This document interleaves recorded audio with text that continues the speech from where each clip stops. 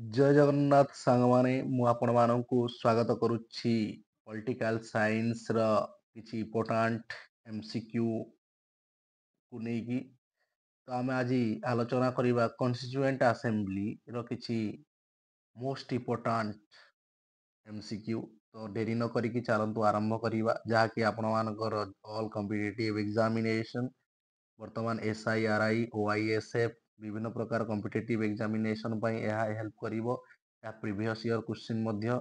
ତ ଚାଲନ୍ତୁ ଆଲୋଚନା କରିବା ଡେରି ନ କରିକି। ତ ସେ ପ୍ରଥମ କ୍ୱେଶ୍ଚିନ୍ଟି ପଚାରିଲା, who was the chairman of the union power committee of constituent assembly of India. ତ ଯେଉଁ ଯେତେବେଳେ ଆମର ସମ୍ବିଧାନ ପ୍ରଣୟନ ସଭା ଗଠିତ ହେଲା, ସେ ୟୁନିୟନ୍ ପାୱାର କମିଟିର ଚେୟାରମ୍ୟାନ୍ କିଏ ଥିଲେ ନା ପଣ୍ଡିତ ଜବାହାରଲାଲ ନେହେରୁ। ଠିକ୍ ଅଛି। Next question, the constitution of India was adopted on dash. ତ ଆମ ଭାରତର ସମ୍ବିଧାନ କେବେ ଆଡପ୍ଟ କରାଯାଇଥିଲା? ନା ଆମର ଆଡପ୍ଟ କରାଯାଇଥିଲା କେବେ ନା 26 ନଭେମ୍ବର 1949ରେ। ଠିକ୍ ଅଛି। ତ ସେଇଦିନ ଆମର ଲେଖା ସରିଥିଲା, ସେଇଦିନ ଆମେ ଗ୍ରହଣ କରିଥିଲେ। କିନ୍ତୁ ଯଦି ଆମେ ଦେଖିବା କ'ଣ, ଯଦି ଆମେ ଦେଖିବା ଯେ ଲିଗାଲି ଯଦି ଆମେ ସାମ୍ବିଧାନିକ ଭାବରେ କେବେ ଆମ ଦେଶରେ ଲାଗୁ ହେଇଥିଲା ନା 26 ଜାନୁଆରୀ ଜାନୁଆରୀ 1950ରେ। ଠିକ୍ ଅଛି। ତାର next question, who among the following was the advisor to the drafting committee of constituent assembly। ତ ଆମର ଯୋଉ ସମ୍ବିଧାନ ପ୍ରଣୟନ ସଭାର କିଏ ଡ୍ରାଫ୍ଟିଂ କମିଟିର ଆଡଭାଇଜର ଥିଲେ?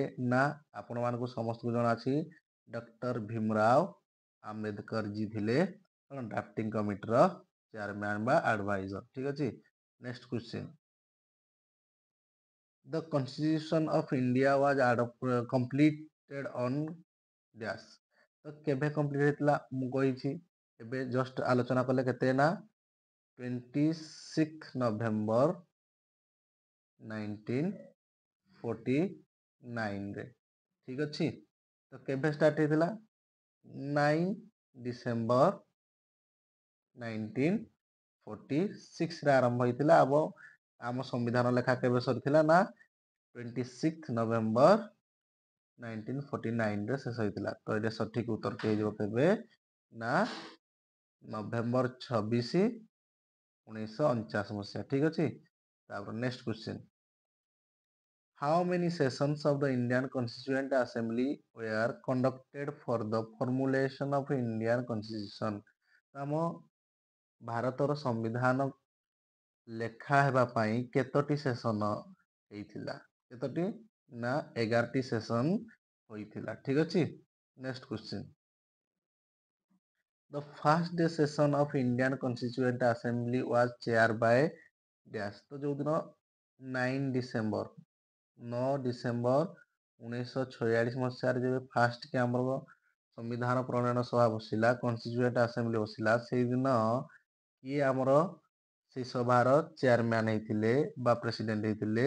ସେ କିଏ ନା ଡକ୍ଟର ସଚ୍ଚିଦାନନ୍ଦ ସିହ୍ନା ହେଇଥିଲେ। ଇଏ ସମସ୍ତଙ୍କ ଠାରୁ ବୟସ୍କ ବ୍ୟକ୍ତି ଥିଲେ, ଏକ୍ସପିରିଏନ୍ସ ବ୍ୟକ୍ତି ଥିଲେ ଓ ତାକୁ କରାଯାଇଥିଲା। ତାପରେ 11 ଡିସେମ୍ବର 1946ରେ କାହାକୁ ଇଲେକ୍ଟର କରାଯାଇଥିଲା? ଡକ୍ଟର ରାଜେନ୍ଦ୍ର ପ୍ରସାଦଙ୍କୁ। ଠିକ୍ ଅଛି। Next question, how much time the constituent assembly took the frame the constitution of India. ତ କେତେ ସମୟ ଲାଗିଥିଲା? କେତେ ସମୟ ଆମ ସମ୍ବିଧାନକୁ ପୁରା ଭଲ ଭାବରେ ହେବା ପାଇଁ କେତେ ସମୟ ଲାଗିଥିଲା? ନା 2 year 11 month 18 days ଲାଗିଥିଲା। ତ 2 ବର୍ଷ 11 ମାସ 18 ଦିନ ଲାଗିଥିଲା ଆମ ସମ୍ବିଧାନକୁ ପ୍ରସ୍ତୁତ ହେବା ପାଇଁ। ଠିକ୍ ଅଛି। Next question, the constituent assembly set up a drafting committee under the chairmanship of doctor Bhimrao Ambedkar dash. ତ କେବେ ଭୀମରାଓ ଆମ୍ବେଦକରଙ୍କ ଦ୍ୱାରା ଡ୍ରାଫ୍ଟିଂ କମିଟି ଗଠିତ ହୋଇଥିଲା? ନା ଆମର ସଠିକ ଉତ୍ତରଟି ହେବ 29 August 1947। Next question, the number of members included in the constitution drafting committee was dash। ତ ଯୋଉ ଡ୍ରାଫ୍ଟିଂ କମିଟିଟା ହେଇଥିଲା ଆମର ତ ତାର ମେମ୍ବର ସଦସ୍ୟ ସଂଖ୍ୟା କେତେ ଥିଲେ ନା 7 ଜଣ ଥିଲେ। କେତେ ଜଣ? 7 ଜଣ ଥିଲେ। ଠିକ୍ ଅଛି। Next question. The first session of the Constitutional Assembly was held on dash। ତ ମୁଁ କହିସାରିଛି।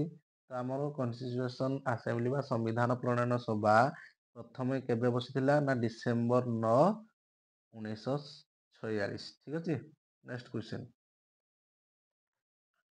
Who proposed the preamble before the drafting committee of the constitution? ତ ଡ୍ରାଫ୍ଟିଂ କମିଟି ହେବା ପୂର୍ବରୁ କିଏ ପ୍ରିଏମ୍ବୁଲ ଆଣିଥିଲେ ବା ଅବଜେକ୍ଟିଭ ରିଜଲ୍ୟୁସନ କୁହନ୍ତି, ସେ ଆଣିଥିଲେ କିଏ? ଜବାହରଲାଲ ନେହେରୁ ଆଣିଥିଲେ। ଠିକ୍ ଅଛି। ତାପରେ next question. Who was the president of the Constituent Assembly of Independent India? ତ ମୁଁ କହିଥିଲି ନା ଯେତେବେଳେ ପ୍ରଥମେ କନଷ୍ଟିଚ୍ୟୁଏଣ୍ଟ ଆସେମ୍ବଲି ହେଲା ତାପରେ ସେ ହେଇଥିଲେ ପ୍ରଥମ ଦିନ କିଏ ହେଇଥିଲେ? ଡକ୍ଟର ସଚ୍ଚିଦାନନ୍ଦ ସିହ୍ନା। କିନ୍ତୁ ତାପରେ କିଏ ହେଇଥିଲେ ନା ଡକ୍ଟର ରାଜେନ୍ଦ୍ର ପ୍ରସାଦ ହେଇଥିଲେ ପ୍ରେସିଡେଣ୍ଟ ଅଫ ଇଣ୍ଡିଆ ବା କନଷ୍ଟିଚ୍ୟୁଏଣ୍ଟ ଆସେମ୍ବଲିର ଚେୟାରମ୍ୟାନ ହେଇଥିଲେ। ଠିକ୍ ଅଛି। ତାପରେ ଦେଖ, how many members were initially there in the constituent assembly? ଯେବେ କନଷ୍ଟିଚ୍ୟୁଏଣ୍ଟ ଆସେମ୍ବଲି ବସିଲା ତ ପ୍ରଥମେ କେତେ ଜଣ ପ୍ରଥମ ଦିନ ଆସିଥିଲେ ନା ସେଇଟାର ଟୋଟାଲ ମେମ୍ବର ସଂଖ୍ୟା ଥିଲା 389 ବା କେତେ 389 ଜଣ। ତାର next question. During which of the following periods did the Constituent Assembly deliberate upon and finalize the Constitution of India? ତ କେତେରୁ କେତେ ସମୟ ଲାଗିଥିଲା ନା ଡିସେମ୍ବର 1946 ରୁ ନଭେମ୍ବର କେତେ 1949 ପର୍ଯ୍ୟନ୍ତ ଆରମ୍ଭ ହୋଇଥିଲା ଆମର। ଠିକ୍ ଅଛି। ଯାଇ ଚାଲିଥିଲା। ତାପରେ ଏ ହେବ ଲାଷ୍ଟ କ୍ୱେଶ୍ଚିନ୍ ପିଲାମାନେ। Who among the following have moved the objective resolution which form the basis of the preamble of Constitution of India in the Constituent Assembly on December 13, 1946? ତ ଏଇଟା କିଏ କହିଥିଲେ? କିଏ ନା ଏଇଟା କହିଛନ୍ତି ପ୍ରିଏମ୍ବୁଲ କିଏ ଆଣିଥିଲେ? ଅବଜେକ୍ଟିଭ ରିଜଲ୍ୟୁସନ କିଏ ଆଣିଥିଲେ? ନା ପଣ୍ଡିତ ଜବାହରଲାଲ ନେହେରୁ। ତ ଆଜି ଏଇ 15ଟି ଥିଲା ପ୍ରିଭିୟସ୍ ଇୟର କ୍ୱେଶ୍ଚିନ୍। ତ ଏହା ଆଶା କରୁଛି ଆପଣମାନଙ୍କୁ ବହୁତ ହେଲ୍ପ କରିବ। ତ ଯଦି ଭିଡ଼ିଓଟି ଆପଣମାନଙ୍କୁ ଭଲ ଲାଗିଛି ଆମ ଏଜୁକେଟର ୟୁଟ୍ୟୁବ୍ କ୍ଲାସେସକୁ ସବସ୍କ୍ରାଇବ୍ କରନ୍ତୁ, ଲାଇକ୍ କରନ୍ତୁ, ସେୟାର କରିଦିଅନ୍ତୁ ତୁମ ସାଙ୍ଗମାନଙ୍କ ସହିତ। ଆଉ ନେକ୍ସଟ କେଉଁ ବିଷୟରେ ଭିଡ଼ିଓ ଆଣିବା କମେଣ୍ଟ ମାଧ୍ୟମରେ ଜଣାନ୍ତୁ। ଧନ୍ୟବାଦ। ଜୟ ଜଗନ୍ନାଥ।